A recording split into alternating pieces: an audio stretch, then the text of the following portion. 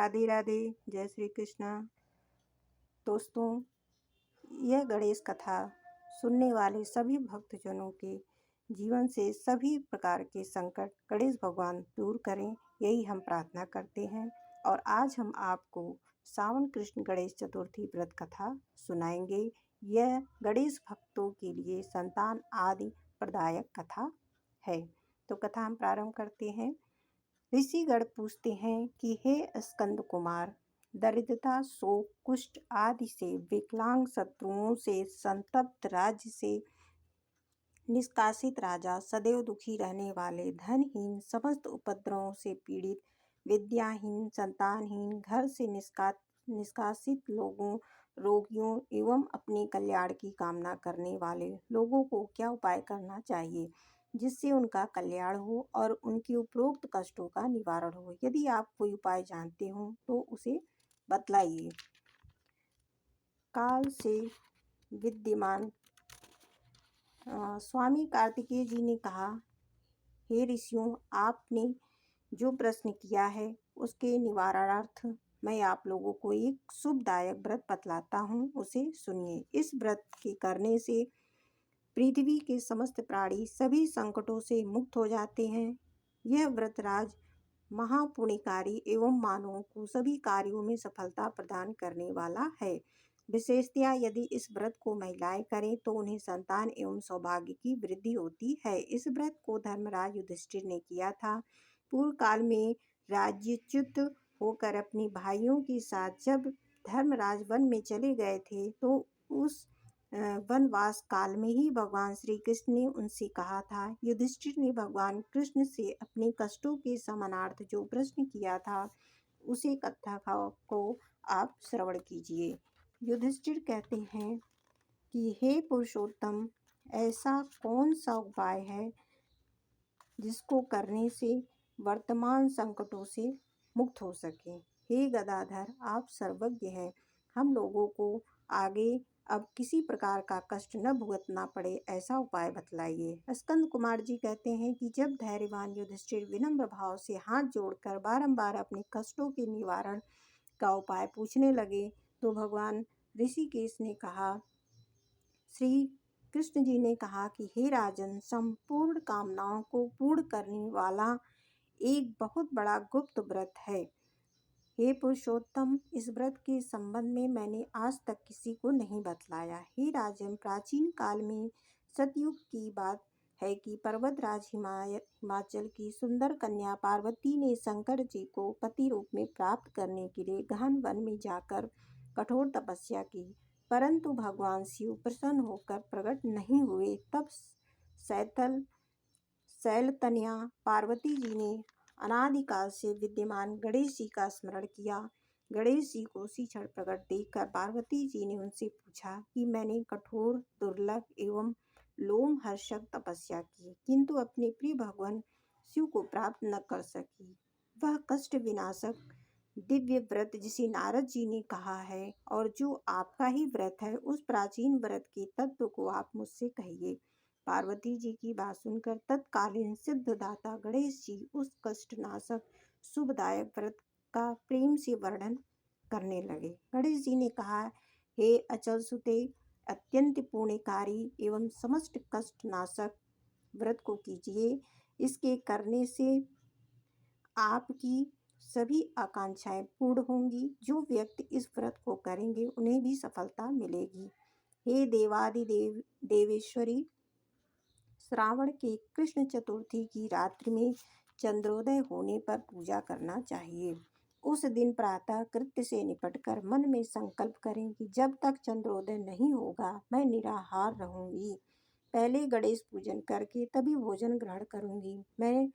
मैं मन में ऐसा निश्चय करना चाहिए। इसके बाद सफेद तिल के जल से स्नान करें। अपना नित्य कर्म करने के बाद हे सुंदर व्रत वाली, मेरा पूजन करें। यदि सामर्थ्य हो तो प्रतिमाह स्वर्ण की मूर्ति का पूजन करें। अभाव में चांदी, अष्ट धातु अथवा मिट्टी की मूर्ति की पूजा कर सकते हैं। अपनी शक्ति के अनुसार सोने, चांदी, तांबे अथवा मिट्टी के कलश में जल भरकर उस पर गणेश जी की प्रतिमा स्थापित करें। मूर्ति कलश पर स्वच्छादन करके अष्टदल कमल की आकृति बनावें और उसी पर मूर्ति की स्थापना करें। तत्पश्चात षोडशोपचार विधि से भक्तिपूर्वक पूजन करें। मूर्ति का ध्यान निम्न प्रकार से करें। हे लंबोदर, 4 भुजा वाले, 3 नेत्र वाले, लाल रंग वाले, हे नील वर्ण वाले, शोभा के भंडार, प्रसन्न मुख वाले गणेश जी, मैं आपका ध्यान करता हूँ। यह हे गजानन, मैं आपका आवाहन करता हूँ। हे विघ्नराज, आपको प्रणाम करता हूँ। यह आसन है।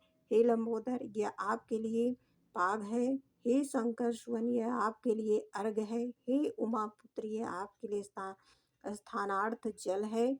हे वक्रतुंड, यह आपके लिए आचमनीय जल है। हे शूर्पकर्णा, यह आपके लिए वस्त्र है। हे कुब्ज, यह आपके लिए यज्ञोपवीत है। हे गणेश्वर, यह आपके लिए रोली चंदन है।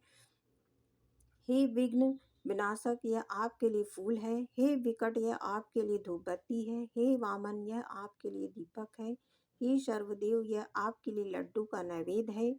हे सर्वार्ति नाशन दे, यह आपके लिए निमित्त फल है। हे विघ्नहर्ता, यह आपके लिए पान है।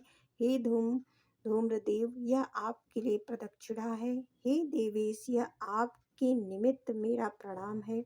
प्रणाम करने के बाद क्षमा प्रार्थना करें। इस प्रकार षोडशोपचार रीति से पूजन करके नाना प्रकार के भक्ष्य पदार्थों का भगवान को भोग लगावें। हे देवी, शुद्ध देसी घी में 15 लड्डू बनावें। सर्वप्रथम भगवान को लड्डू अर्पित करके उसमें से 5 ब्राह्मण को दे दें। अपनी सामर्थ्य के अनुसार दक्षिणा देकर चंद्रोदय होने पर भक्ति भाव से अर्घ देवें। तदंतर 5 लड्डू का स्वयं भोजन करें। फिर हे देवी, तुम सब तिथियों में सर्वोत्तम हो, गणेश जी की परम प्रियतमा हो। हे चतुर्थी, हमारे द्वारा प्रदत्त अर्घ को ग्रहण करो, तुम्हें प्रणाम है। निम्न प्रकार से चंद्रमा को अर्घ प्रदान करें। क्षीर सागर से उत्पन्न हे लक्ष्मी के भाई, हे निशाचर रोहिणी सहित हे शशि, मेरे दिए हुए अर्घ को ग्रहण कीजिए। गणेश जी को इस प्रकार प्रणाम करें। हे लंबोदर, आप संपूर्ण इच्छाओं को पूर्ण करने वाले हैं, आपको प्रणाम है। हे समस्त विघ्नों के नाशक, आप मेरी अभिलाषाओं को पूर्ण करें। तत्पश्चात ब्राह्मण की प्रार्थना करें। हे द्विजराज, आपको नमस्कार है। आप साक्षात देव स्वरूप हैं। गणेश जी की प्रसन्नता के लिए हम आपको लड्डू समर्पित कर रहे हैं। आप हम दोनों का उद्धार करने के लिए दक्षिणा सहित इन 5 लड्डुओं को स्वीकार करें। हम आपको नमस्कार करते हैं। इसके बाद ब्राह्मण भोजन कराकर गणेश जी से प्रार्थना करें। यदि इन सब कार्यों की करने की शक्ति न हो तो अपने भाई बंधुओं के साथ दही एवं पूजन में निवेदित पदार्थ का भोजन करें। प्रार्थना करें, प्रतिमा का विसर्जन करें और अपने गुरु को अन्न वस्त्र आदि तथा दक्षिणा के साथ मूर्ति दे देवें। इस प्रकार से विसर्जन करके हे देवों में श्रेष्ठ गणेश जी, आप अपने स्थान को प्रस्थान कीजिए एवं इस व्रत पूजा के फल को दीजिए। हे सुमुखी, इस प्रकार जीवन भर गणेश चतुर्थी का व्रत करना चाहिए। यदि जन्म भर न कर सके तो 21 वर्ष तक करें। यदि इतना करना भी संभव न हो तो 1 वर्ष तक 12 महीने के व्रत को करें। यदि इतना भी न कर सके तो वर्ष के 1 मास को अवश्य ही व्रत करें और श्रावण चतुर्थी को व्रत का उद्यापन करें। बोलो गणपति महाराज की जय।